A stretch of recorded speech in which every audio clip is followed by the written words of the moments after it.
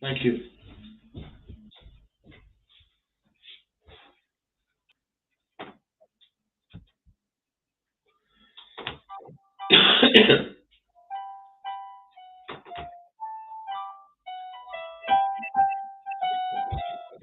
Don't give up your day job.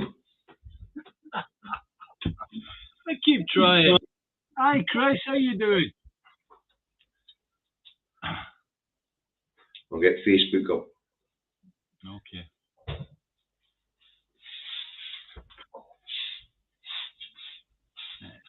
SD. Are you an SD drive? Like I use for my drills. Yeah, SD? No. Right. So we've got Rosie. Hello, Rosie. Brian. Saying hello to Chris. Eddie. Hi, Eddie. Robert T. Bruce. Mad Monk 33. Thank you. Fair racking up now.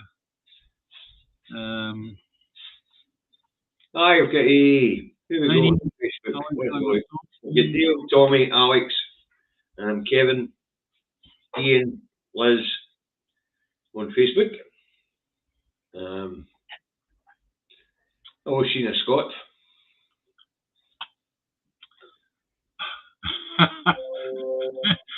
Margaret Noak says, hello, boys. Not in the bath today.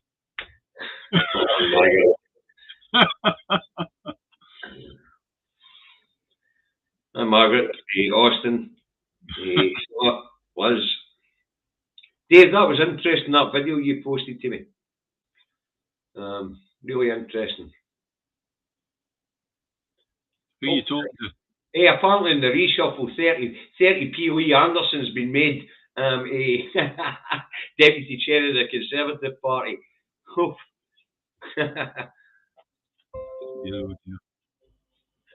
get a couple more minutes, like a few people get on board, and then we'll get on with this, David. Okay. Hello, Mr. E. How we fit? Hi, Jamie O'Farrell. Hi, Elizabeth. Are you back in Duisburg yet? Are you still in Gran Canaria? Hi, Jack. Hi, Margaret. Ah, you're still in Gran Canaria. That's some holiday you're having, Liz. Hey, Elizabeth. Hi, Stephen. Hi, Michael. Right, David.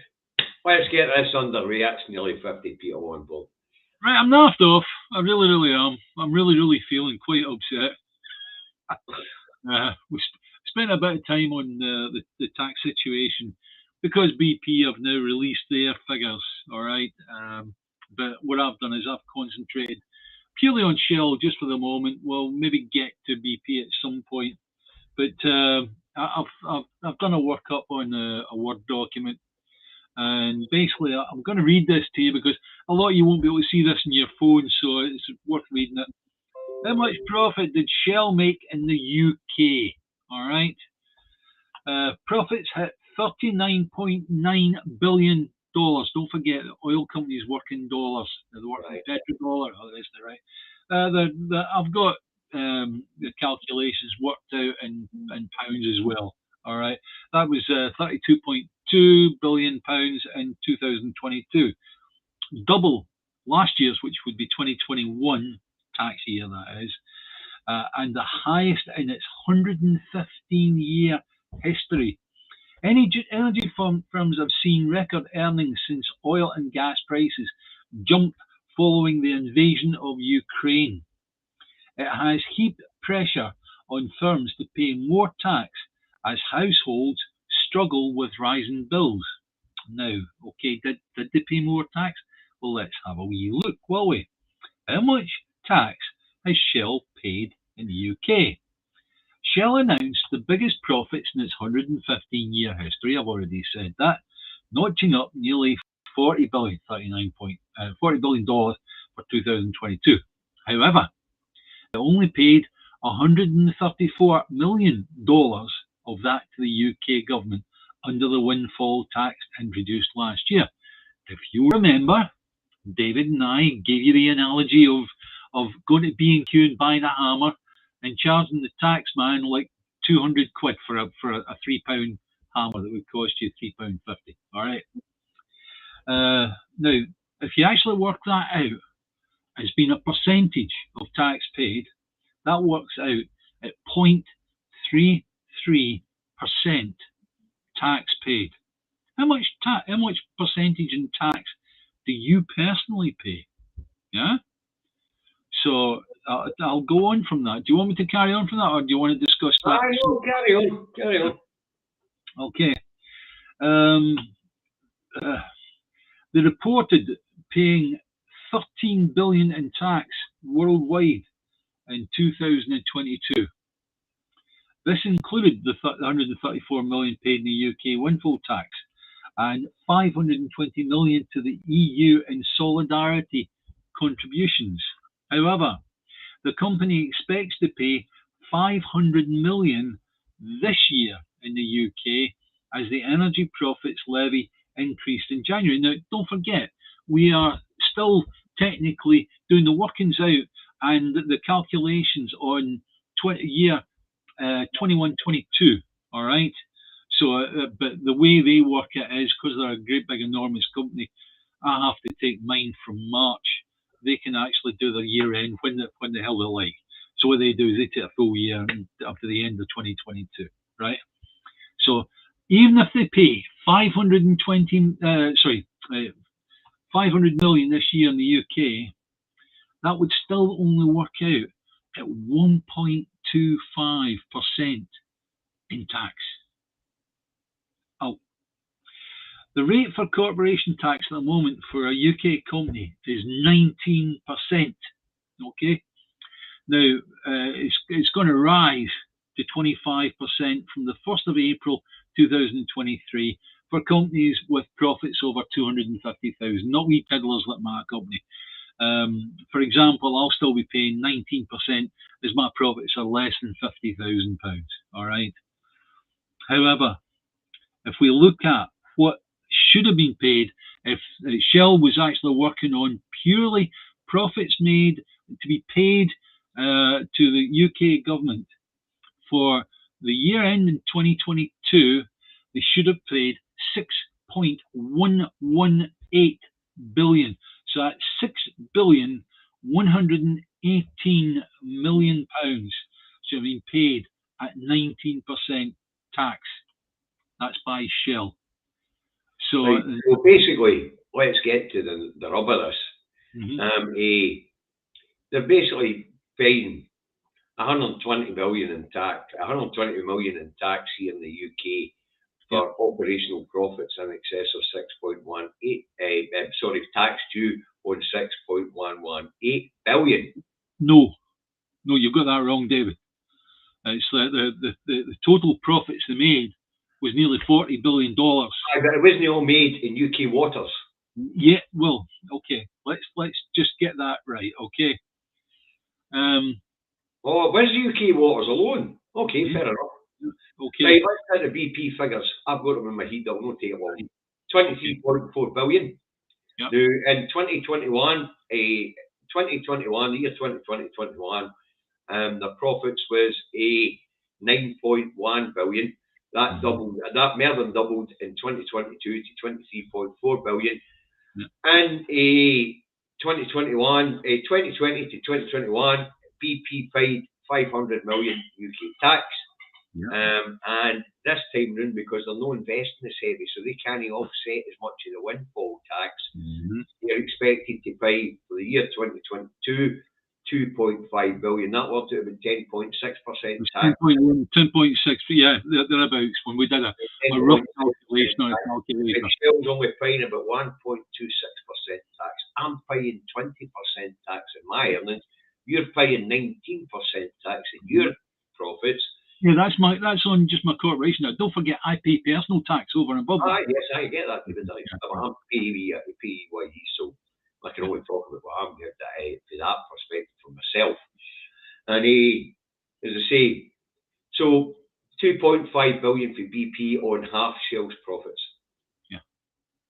You know, but BP, of course, only investing as heavily in the North Sea as what they were. Yeah. So they can't offset as much of the windfall tax as Shell does. The real hurtful thing is that people like me, who, you know, we are trying to do things all the straightforward legal way and all the rest of it, right? We're being hoodwinked. We're being shafted.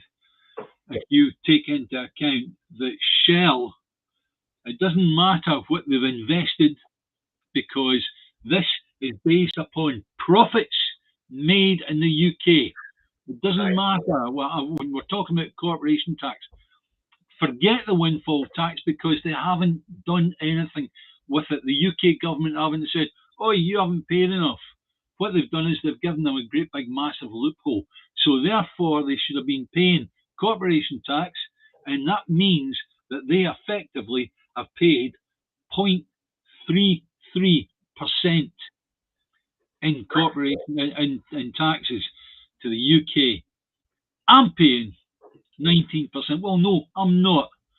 I'm protesting, and I'm saying I'll pay up when Zahawi's in jail and when Shell and BP pay the proper amount. Fair dues, David. Same with Amazon, same with Starbucks, same with Costa, same with all these bampots who offshore their profits to avoid tax. Yeah, why is HMRC and HMRC are actively going out of their way to attack people like me and frighten you, actually frighten you into paying, right? And what I'm doing is I'm doing that at the moment as much as I can. There may come a point when I can't, and I do say that if I see me and mine get attacked to the point where I'll end up in prison or whatever. No, I will pay up. The money's there to pay them, but at the moment they haven't had the money off me for now 13 months. That's a good point there for you, Stuart. I'm going to stick this one up. So the Tories lost more in track and trace than Shell made in profit. Aye. Yes, definitely. But to be fair, these things are outrageous when people can't heat their homes. Yeah. You know, they're being allowed to gouge us. Yeah. It's the same with the big six energy companies being allowed to gouge us. Yeah. That brings me on to another subject, and it's one I didn't really want to cover, but it's a GRR. Oh no, right, okay. Right, and I don't want to get into the bones of the actual bill. I want to go to how the First Minister has personally been demonised in the press for this one. I keep reading Sturgeon's GRR bill. It's a cross-party thing. It's no Sturgeon's. It was voted through the Scottish Parliament on a cross-party basis. It was voted through in Finland the other day. Finland's a real country, right? Okay, and they brought it in, and it's the same terms and conditions. Let's say, right? Okay. Very simple. The way they're going after the First Minister on this one, it shows orchestration. It shows it's been manipulated deliberately.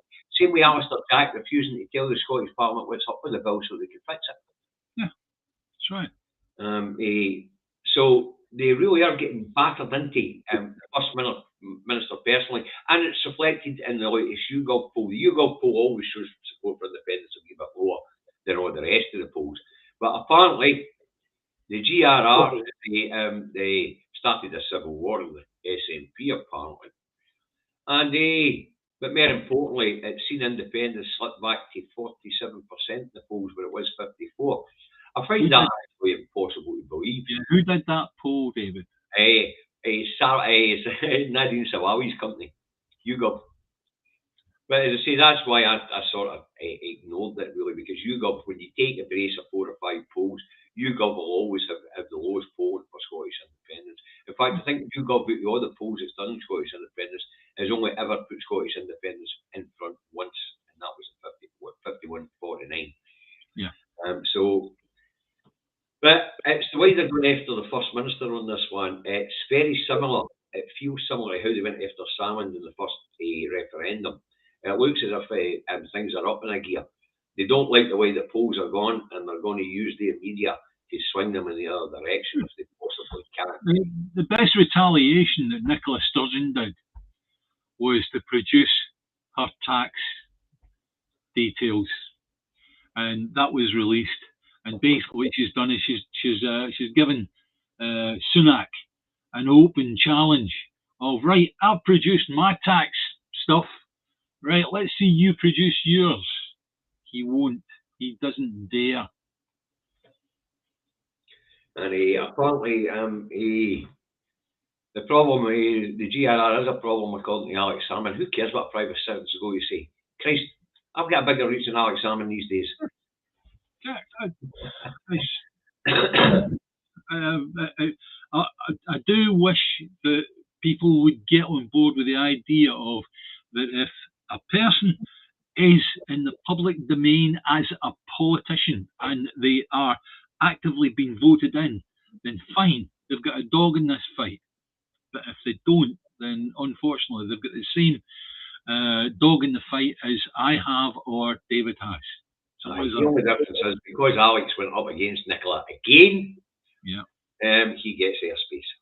Yeah. Whereas when you and I go here, they've tried their best to although YouTube's been a great platform. No, you're not getting any question time, Mr. McGuinness. Simple as that. That's exactly it. Don't get on it. I did you've brought that up, and it's like the BBC have taken quite a bit of stick over the question time last week, where the programme was dominated by a GRR bill, right? A bill that still hasn't gone through, hasn't been given King Big Ears blooming moniker, right? Okay, and won't get it either. Aye. So he says he's very proud of his transgender child. Yeah. Or she's very proud of it. I'm not sure which one it is. But child's a child, it doesn't matter what. You know, person's a person, love's universal. So this GRR thing has been used and it's been kept in the press deliberately. And this carry on about the transgender rapist crap. Yeah. If you look at the Scottish prison records, they've never sent transgender males to Scottish female prisons, except for to get their assessment and then move them back to the male estate. Yeah. Because when they appear in court as a female, they're going to be treated under the equality laws as a female until they've went through the procedures of assessment with the Scottish Prison Service. So they go to court in Vale, they get their assessment, end up in Ballinnie, Peterhead, Edinburgh, Sutton, they end up back in male prisons. Yeah. I mean, don't forget it's well known that the prison service have this word called nonce, not on normal courtyard exercise. Yeah. They can't put the general population for the when everybody else is out, their door's closed, right? And everybody else is in, their door's open. They open them up and out they come.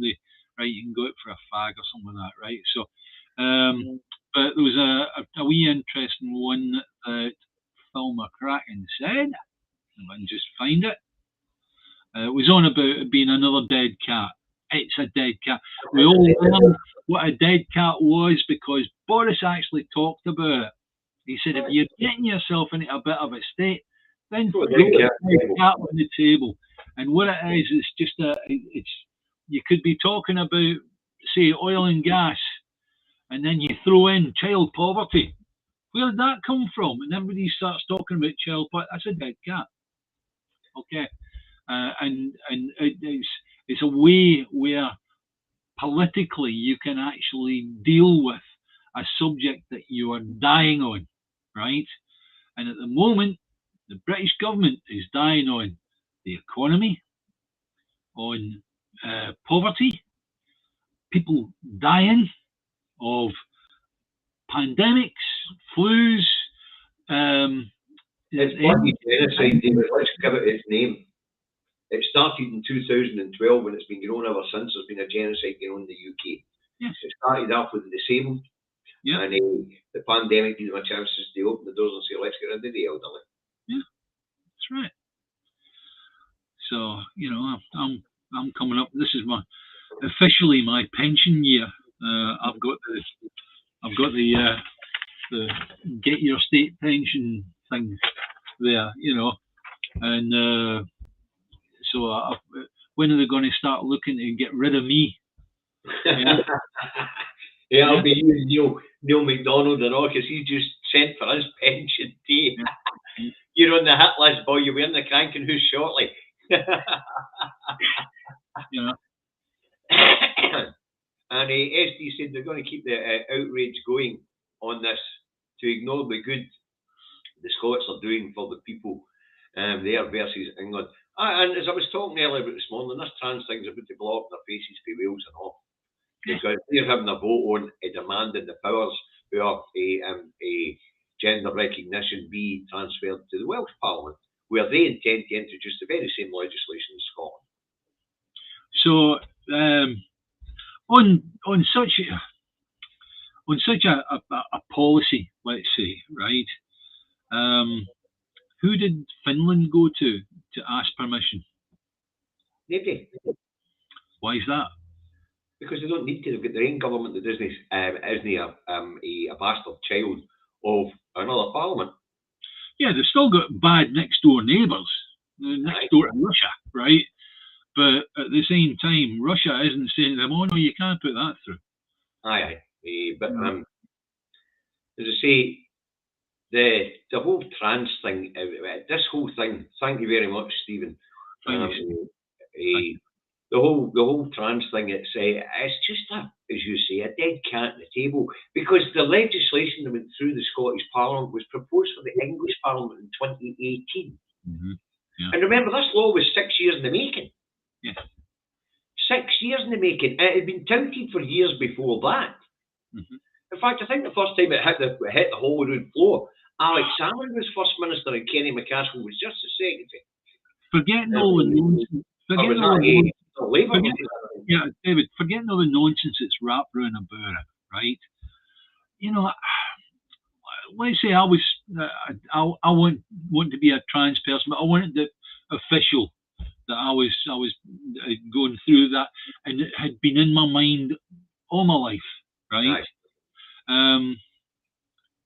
I want to just be able to say, right, I'm trans, and self-certify that I'm trans, and as far as that's concerned, that's it, done, right?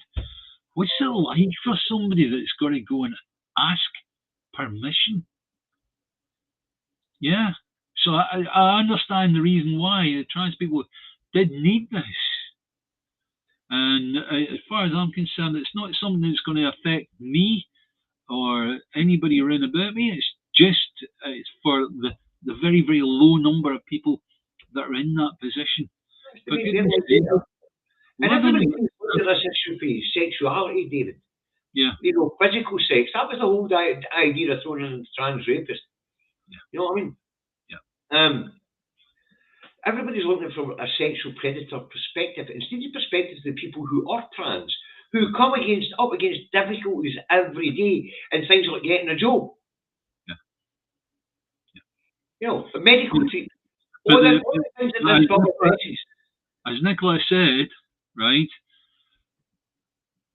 it's men that rape, you know, unless somebody wants to correct me on this, you know, where a female rapes a man, I've not really ever heard of that before. There's been a few cases. There has been a few cases. But if you imagine, out of the population of the entire world, it must come down to like 0.000000%. It's very low, but it has been. Rape cases are a man raping a woman, right?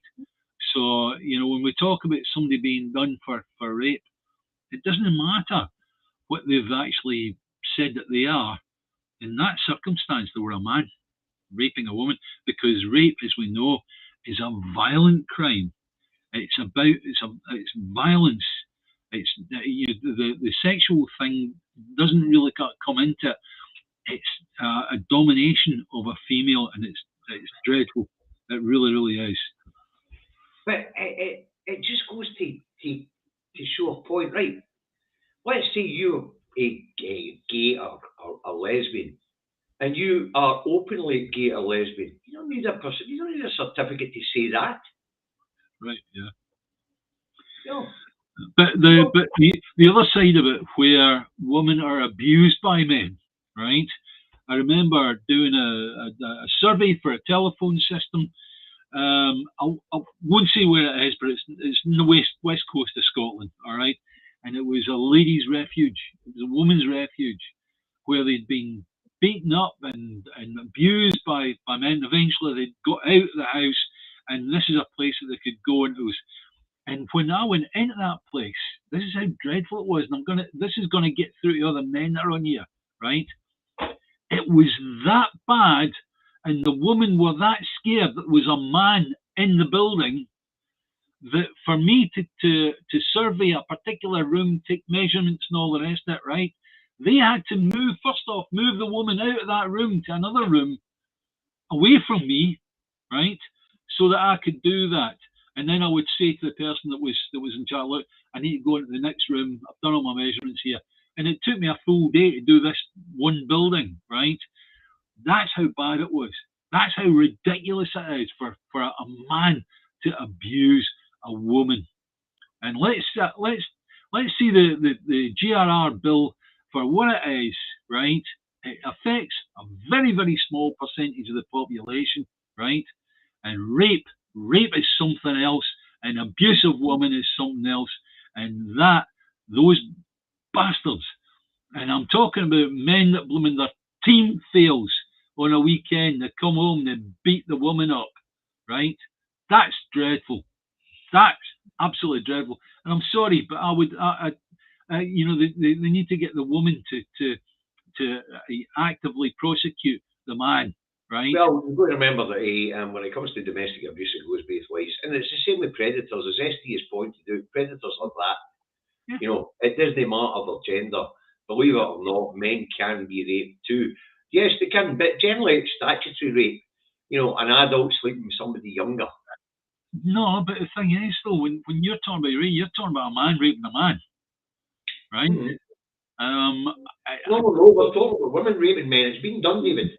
Yeah, well, but it's mostly they're mostly convicted of statutory rape because they've been sleeping with minors. But it has been done. Women have drugged men and physically extracted sex from them against their will. Yeah. There have been a few cases. We live and learn in this world, as they say. But it's a big cat, so let's move on. Yeah. What do you make of Jack not wanting to talk to anybody at Hollywood about this 35 order? Well, he's just playing a political game, waiting for his rat-infested ermine robes, right? And it's like, I looked at. Actually, David, it's a wee bit more than that. It's a case of, I'm the fucking gaffer. Feck you in your democracy. I know. That's merit. It's a case of Westminster standing up and saying, you are your parliament are subject to us through this agreement that you made in this year, and that year, and that year. Well, I wouldn't like to see anything happen to any of these people after independence, right? Where an idiot breaks out of a crowd and shoots somebody or stabs them or whatever, right? I don't think that's generally the way we behave, David. However, I do see that after independence, these people will be given a rather noisy time of it when people do see them in public, right? So I don't understand their actions. If they can see independence coming down the line, why? Why would you do that? Why would you go there?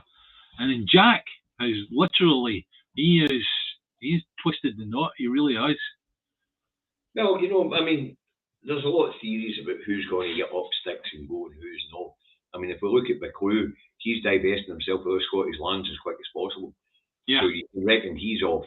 He gave lots of money to the anti-independence mob. Jack, I think Jack will just sell up as well and move on. Because his life would become unbearable, I would think. I really can't understand. You look at, I'd be pro-independent. Doesn't matter if they said they were going to start sending kill teams round there. I'd still be pro-independent. But these people, I really cannot see why they would still be unionist and be a hurtful unionist in that sense.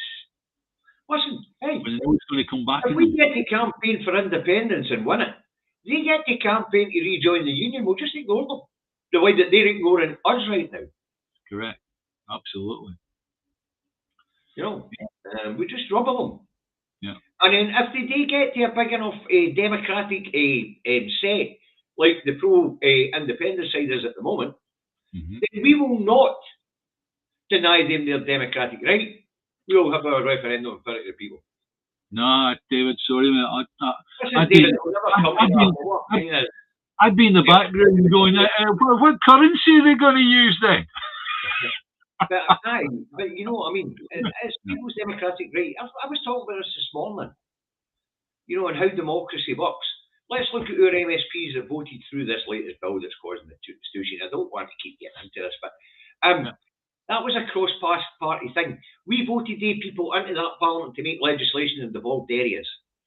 The majority rules in democracy, right? The majority of parliament said, yep, that's what we're going to do. If you're in the minority that don't like it, you sit back, you watch how this bill goes. If it turns out to be a bad bit of legislation, you call it back to the floor of the parliament, you discuss it, you amend it, or you rescind it. Well, Mr. E, thank you very much. That's jolly generous. Wow. Yeah.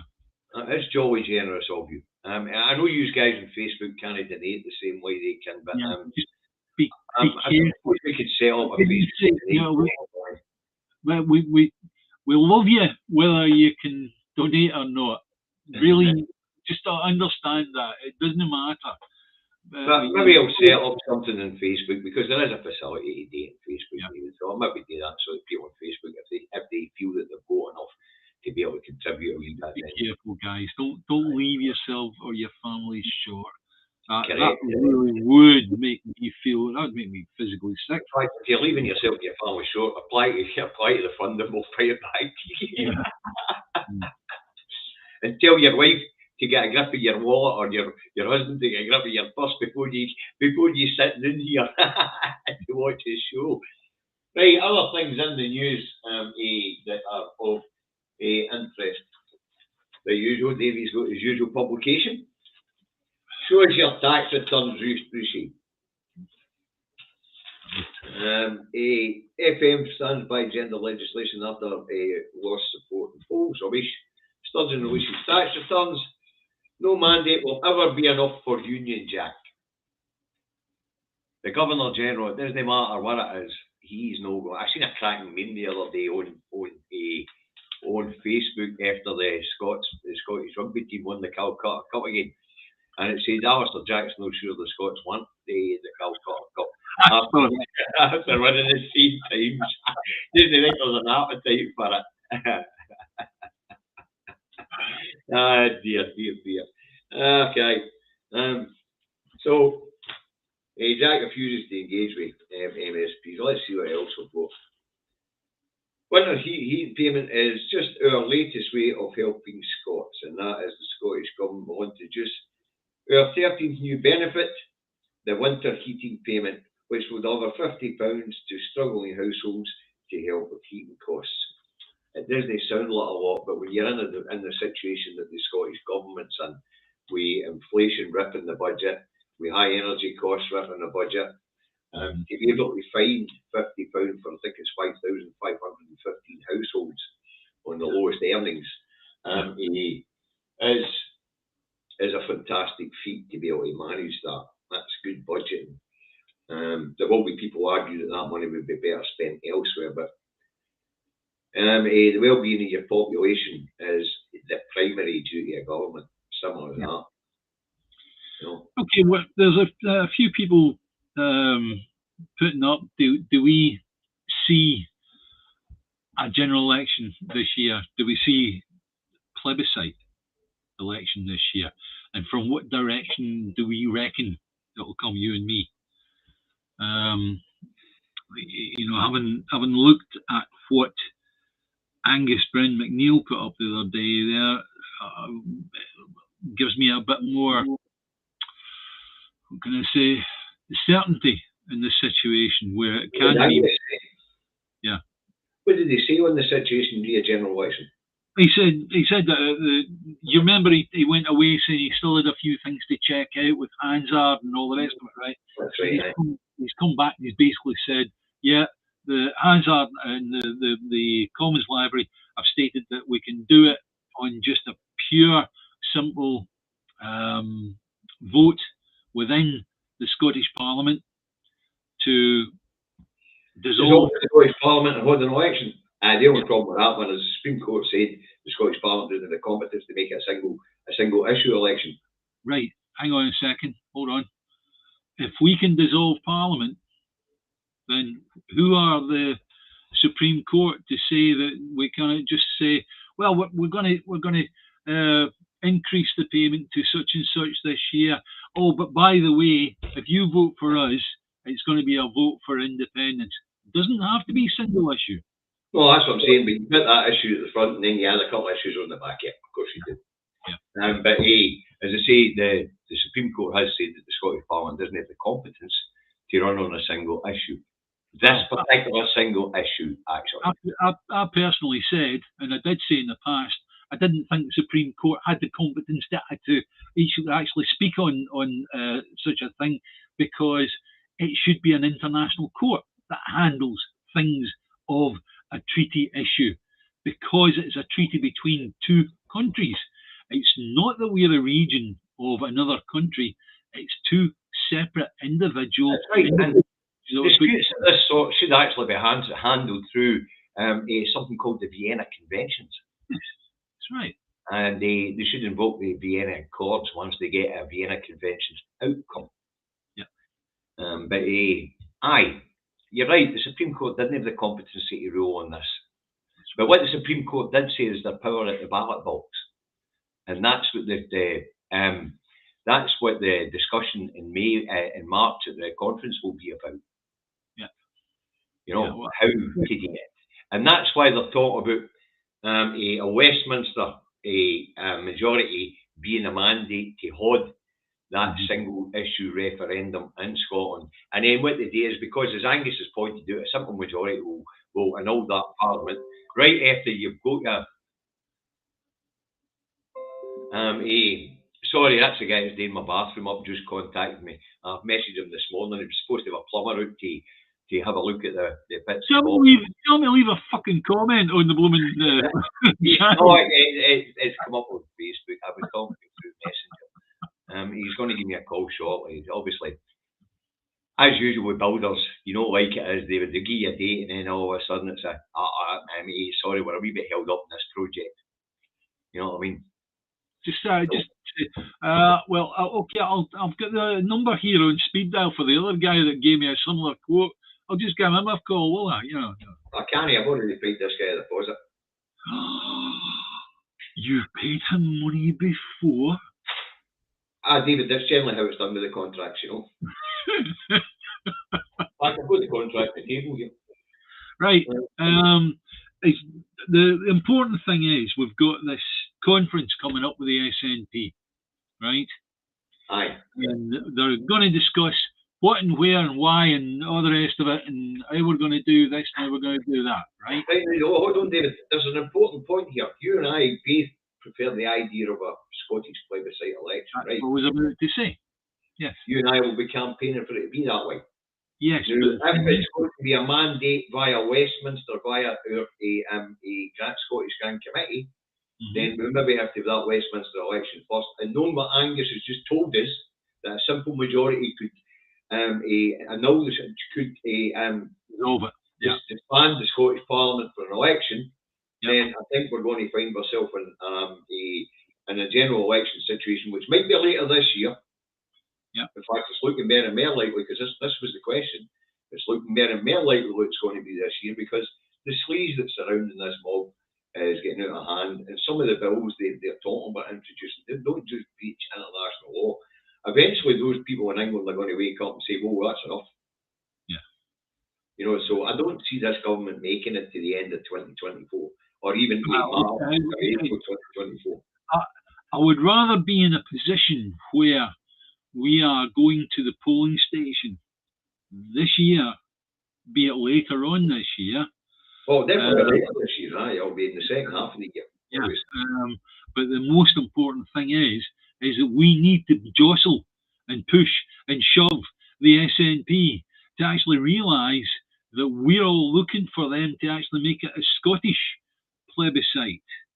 Well, and if they fail on the Scottish plebiscite, then when the Westminster general election comes up, then we can go, right, we'll have a second go at it.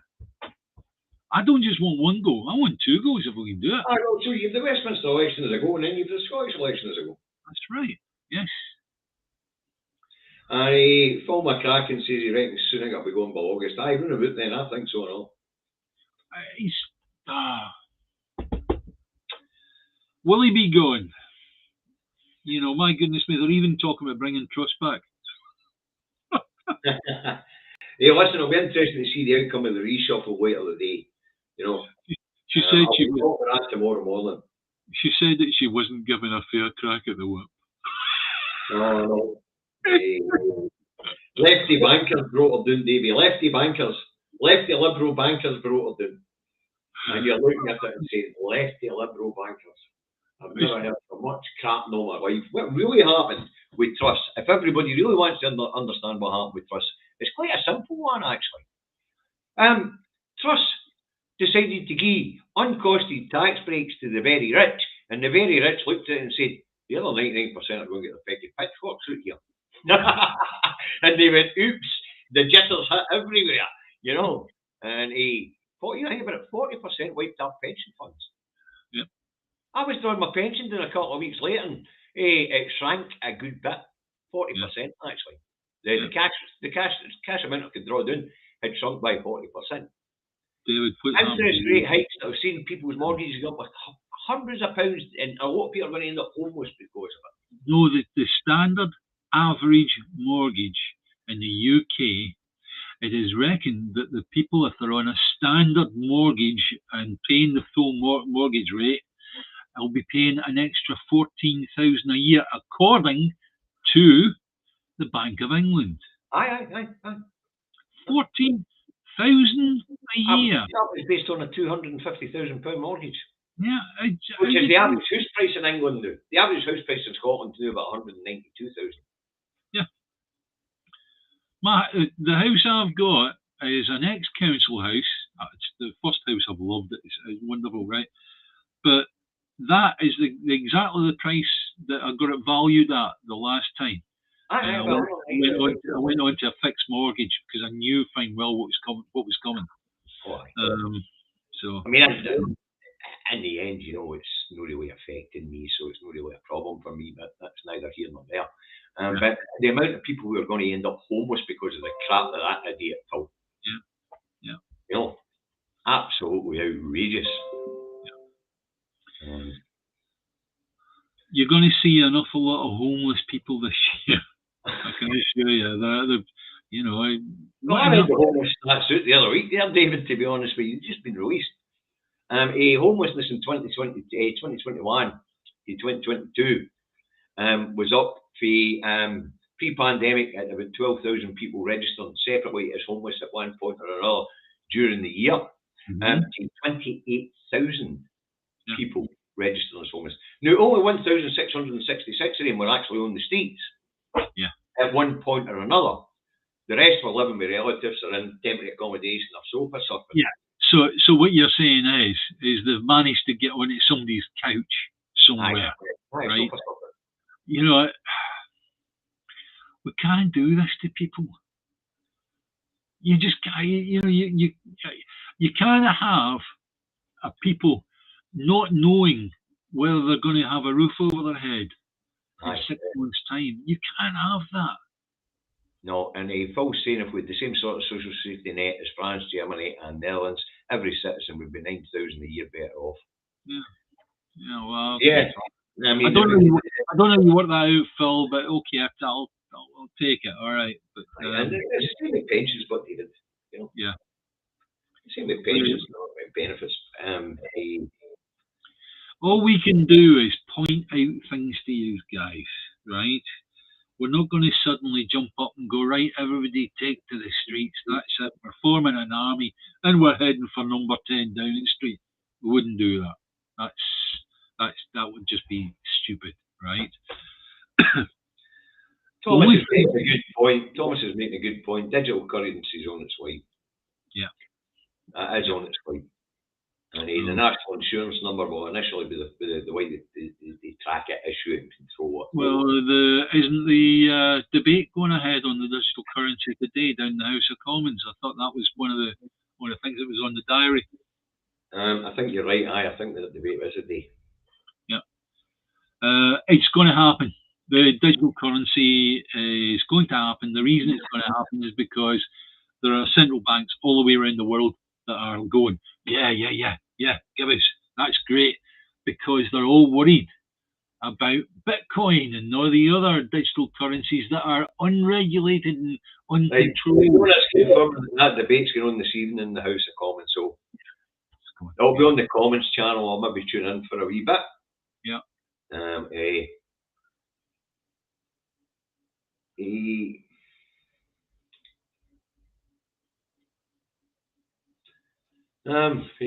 Sorry about that. It's another notification.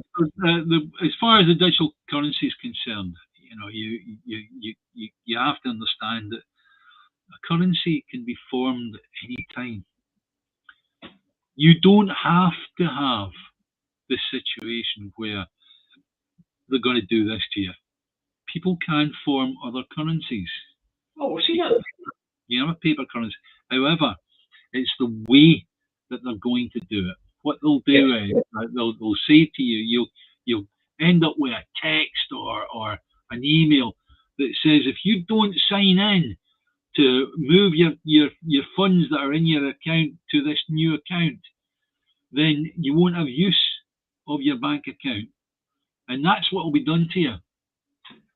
Right? That's why Thomas's pointed out, if we all start going to the cash machine rather than zapping things, and money becomes popular again, then they're not going to make. But they're still going to make that move. The G7 finance ministers agreed it in 2019. Start stuffing blooming mattresses. That's the way. Jim Stephen, cash is king. Yes, that's one of my favourite sayings. Cash is most definitely king. Yes. Yep. Right, so if you use cash, apart from that, what we know about the nationwide and the post office services, well, people budget better when they've got the money in their pocket. You know, the Nationwide actually brought out a survey they did the week there, or the bit of research they did on their own customers the week there. No, an issue. Digital currency is the issue because of how they're going to be able to control what it is you can spend your money on. Yeah, but the Nationwide did say that there is more paper folding currency being taken out with customers now, because as you quite rightly say, is people like it because it allows them to budget better. With me, when I look at, I've got to keep on going into my phone or whatever and checking my bank account to what's come out over the course of the last week, because I'm lazy that way. It's like the wife might say, "Oh, let's get a Chinese in tonight or something like that, and we'll do it through the WhatsApp thing." Right? Another answer to Phil's question is we know that new currencies aren't a problem because over the last 60 years, 100 new currencies come into existence. And then, of course, some of those new currencies disappeared with the euro. So do you think the Chinese are going to end up with They've already launched their cryptocurrency. They've already launched it. Yeah, but they haven't. I was thinking about buying something. Yeah, they haven't. Through the bloody roof. Yeah, but they haven't forced their population to take it. Right? No, they haven't. No, they've just launched it. Because they've done the same as Russia. They are trying to build a gold-backed currency. Mm-hmm. And Russia is trying to build a gold-backed currency. And I imagine they'll still be doing it, even no matter what's going on at the moment. Right? Let's address Sheena's a point here. I'll put up. The worst affected by digital currency will be the poorest in society. Well, they'll be the ones whose money is more controlled. Their rent will be deducted before they get to see their credits. Their electricity bill will be deducted before they get to see their credits. Their gas bill all their standing orders, everything will all be paid, or direct debits, it'll all be paid before the Bank of England issue you with that at the end of the month to say, this is the amount of credit you've got to spend. Oh, and by the way, fat guy, you're not allowed to go to McDonald's. And you that can't drive, you've not got a driving license, you can't buy a car whether you're buying it for somebody else or not. You know, they'll just decide how much, what and where you can spend it on. And they'll do it based on things like your medical situation and the level of finance you have available to you. I mean, can you imagine this? I'll give you an imaginary situation where somebody gets stopped for speeding, right? And I'm talking about way in the future here, right? Somebody gets stopped for speeding in their car, right? And we've still got petrol, right? Forget the issue that's coming forward where they're going to ban diesel and all that stuff, right? But let's say that they make it whereby if you've been stopped for speeding, you can't buy petrol for 3 months. They could ban you for buying it. They could do it. That's right. It's the same as they could ban the guy that was obese for going to McDonald's or the sweet shop and spending his money on things that would be bad for him. Yeah. They could direct what it is he could spend his money on for his groceries. Yeah. So he'd only be allowed fruit and vegetable, a small amount of this type of meat, a small amount of that type of meat. And of course, for global warming reasons, they're talking about scaling back on meat production because of the amount of methane produced by the animals. So you'll find yourself, even if you are obese, you'll find yourself being allowed to eat the amount of certain goods you'll be able to buy. Yeah. You know, and what's really interesting about it is if your employer asks the Bank of England to stop you from being able to spend money on something because you've been naughty at work, then the Bank of England will do it.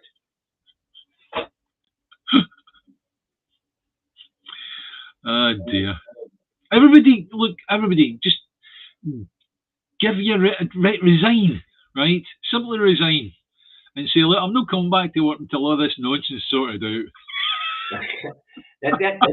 That's one way of doing it. What happens to pay for healthcare?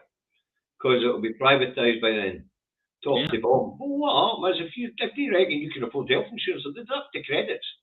No, but also, you can't afford health insurance, so they'll deduct the credits. Also, that means that the government decides what you can suffer from. What level of healthcare you can get, that's right. Yeah.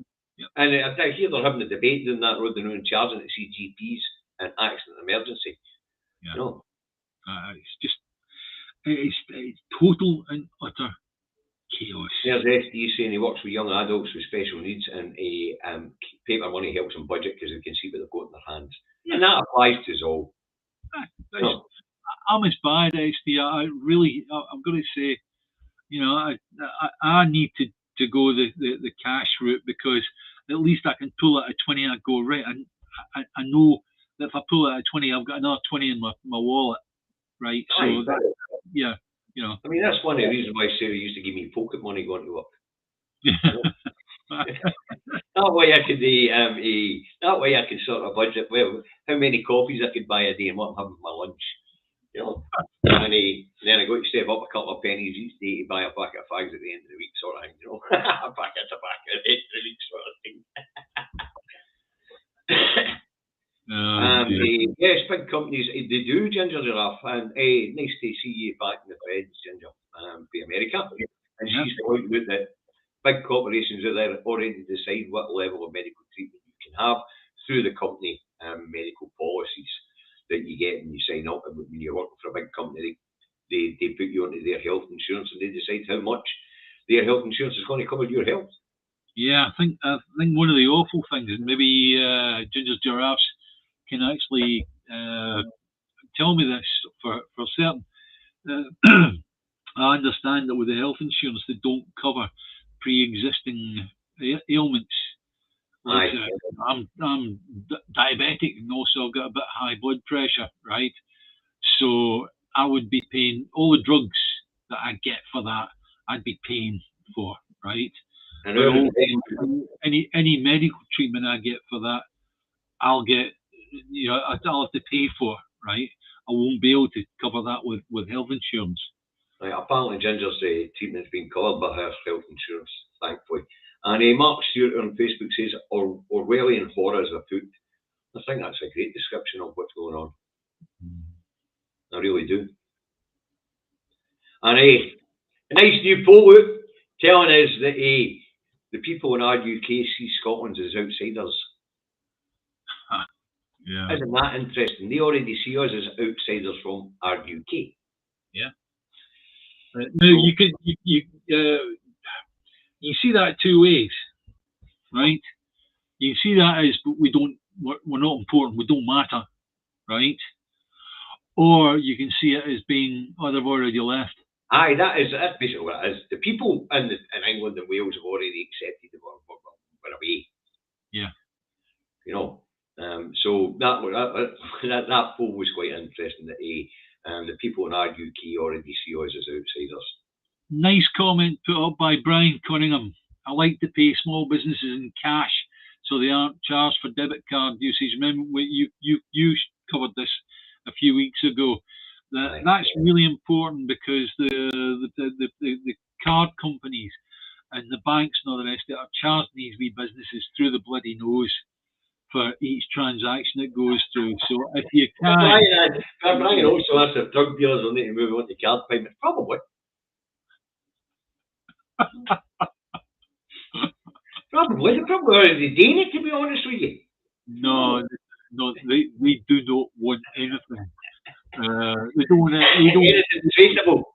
A chain that leads back to them, something like that. So, thank Christ this is rounding up because my plumbers, the company that's going to do my bathrooms about to give me a call. It doesn't matter. This is more important. This is more important, yes, to you. Try telling that to our indoors.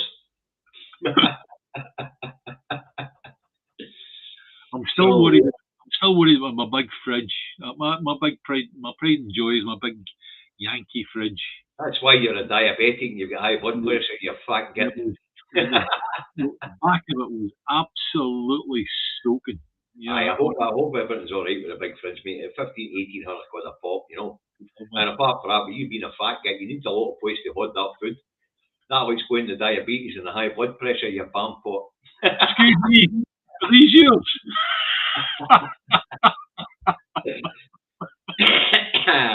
There you go, you laugh.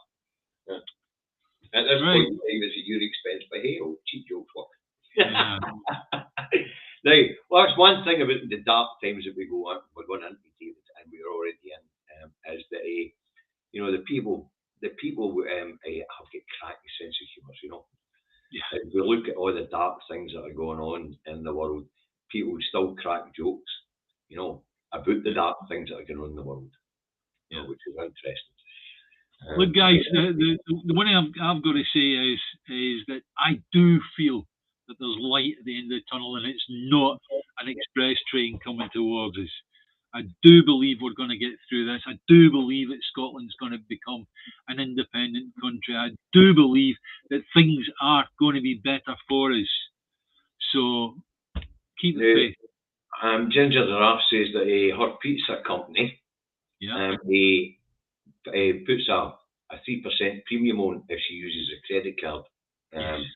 Here in the UK, if your transaction is less than £5, it's 50 pence on, and if it's more than £5, I think it drops to 5 or 6 pence. Yeah, it's that used to be the case when credit cards first came on. I do remember that way back when we all got our Barclay card or whatever, right? Is that the company, wherever you went to spend, they would add a percentage on to cover what the bank or what the Barclays Bank were going to charge. Hey, and apparently Mr. E's the plumber. I'm here to fix your sink. You better be here to fix more than my bloody sink, Mr. E. I want to go back and and Mr. E, Ronald Villers, when they come on pumped.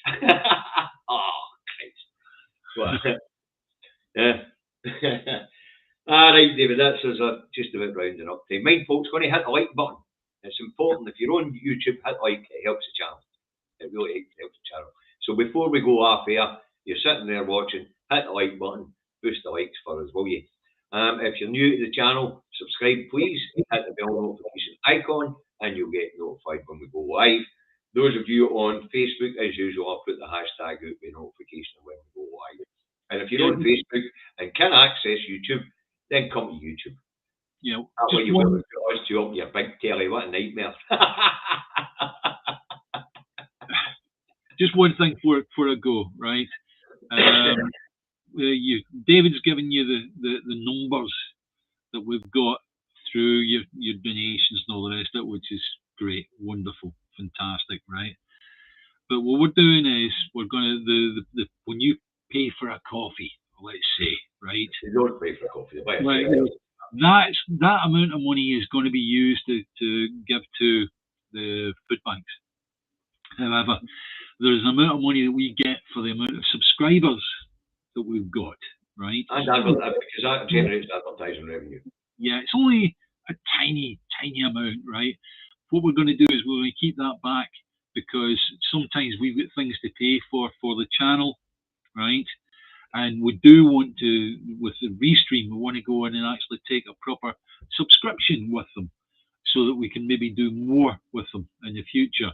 And if you don't mind, we'll use that small amount of money that's been generated. I'd like to understand how small that amount of money is. David and I have now been on air as the two Davies for 6 months, and we have generated £17. I know. Hey, come on. You guys have generated the best part of 200. Yes. For charity. Couldn't what was donated this morning, what's been donated now? I'm going to have to find a way. I'm going to have to find a way of contacting YouTube just to say, hey guys, come on. We're now above the £100 where you should be spilling out the money. They're supposed to be contacting us, David. Yes, I know that. I know.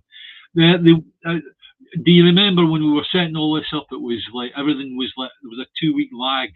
Everything, right? Oh, yes. I'll jump onto YouTube community, which is there to help creators, and I'll ask them about it. Okay. And when you get analytics, you always find that box in the right-hand corner, YouTube community, question and answer. So we can ask the people in the YouTube community how this works. Right. Okay. Right, guys. Basically, that's it. We've gone past the magic time. Hold on. Everyone says we have to use that money to buy me new iPads. iPads are from my channel. iPads are from my program, so I'll call for it myself. Unless David wants to contribute, and when the book comes out, I'll split it with him. That's yours. Seriously, that's yours. David, it's got the National Archives that can do the bloody well work.